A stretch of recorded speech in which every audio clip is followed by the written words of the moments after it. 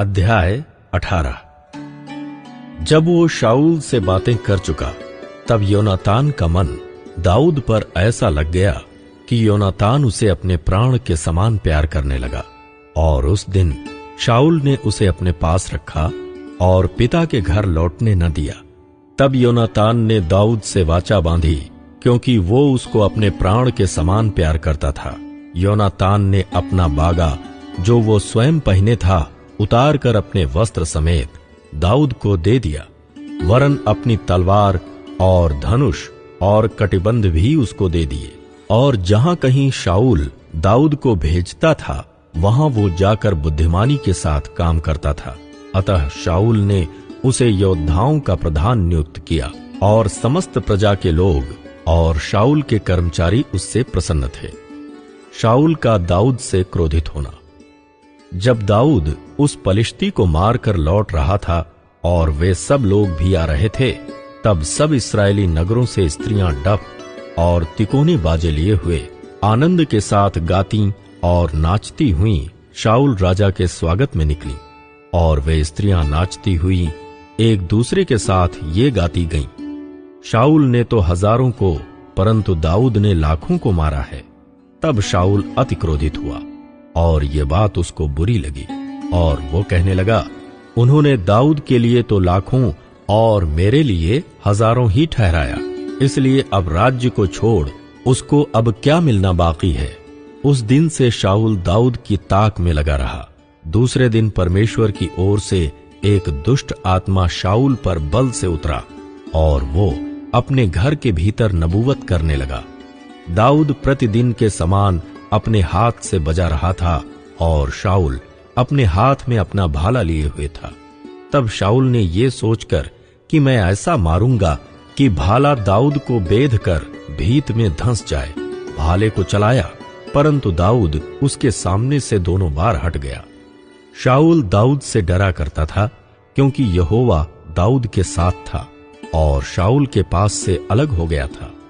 शाऊल ने उसको अपने पास से अलग करके सहस्रपति किया, और वो प्रजा के सामने आया जाया करता था। और दाऊद अपनी समस्त चाल में बुद्धिमानी दिखाता था, और यहोवा उसके साथ साथ था। जब शाऊल ने देखा कि वो बहुत बुद्धिमान है, तब वो उससे डर गया।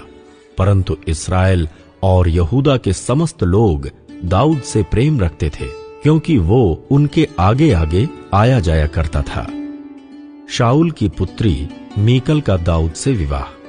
शाऊल ने ये सोचकर कि मेरा हाथ नहीं वरन पलिश्तियों ही का हाथ दाऊद पर पड़े, उससे कहा, सुन, मैं अपनी बड़ी बेटी मेरब से तेरा विवाह कर दूंगा। इतना कर कि तू मेरे लिए वीरता के साथ यहोवा की ओर से युद्ध कर। दाऊद ने शाऊल से कहा, मैं क्या हूं और मेरा जीवन क्या है, और इस्राएल में मेरे पिता का कुल क्या है कि मैं राजा का दामाद हो जाऊं। जब समय आ गया कि शाऊल की बेटी मेरब का दाऊद से विवाह किया जाए, तब वो महोलाई अद्रीएल से ब्याह दी गई। शाऊल की बेटी मीकल दाऊद से प्रीति रखने लगी, और जब इस बात का समाचार शाऊल को मिला, तब वो प्रसन्न हुआ। शाऊल तो सोचता था कि वो उसके लिए फंदा हो और पलिश्तियों का हाथ उस पर पड़े। और शाऊल ने दाऊद से कहा, अब की बार तू अवश्य ही मेरा दामाद हो जाएगा। फिर शाऊल ने अपने कर्मचारियों को आज्ञा दी, दाऊद से छिपकर ऐसी बातें करो कि सुन, राजा तुझसे प्रसन्न है और उसके सब कर्मचारी भी तुझसे प्रेम रखते हैं, इसलिए अब तू राजा का दामाद हो जा। तब शाऊल के कर्मचारियों ने दाऊद से ऐसी ही बातें कहीं, परंतु दाऊद ने कहा, मैं तो निर्धन और तुच्छ मनुष्य हूं। फिर क्या तुम्हारी दृष्टि में राजा का दामाद होना छोटी बात है? जब शाऊल के कर्मचारियों ने उसे बताया कि दाऊद ने ऐसी ऐसी बातें कहीं, तब शाऊल ने कहा, तुम दाऊद से यूं कहो, राजा कन्या का मोल तो कुछ नहीं चाहता, केवल पलिश्तियों की 100 खलड़ियां चाहता है कि वो अपने शत्रुओं से बदला ले।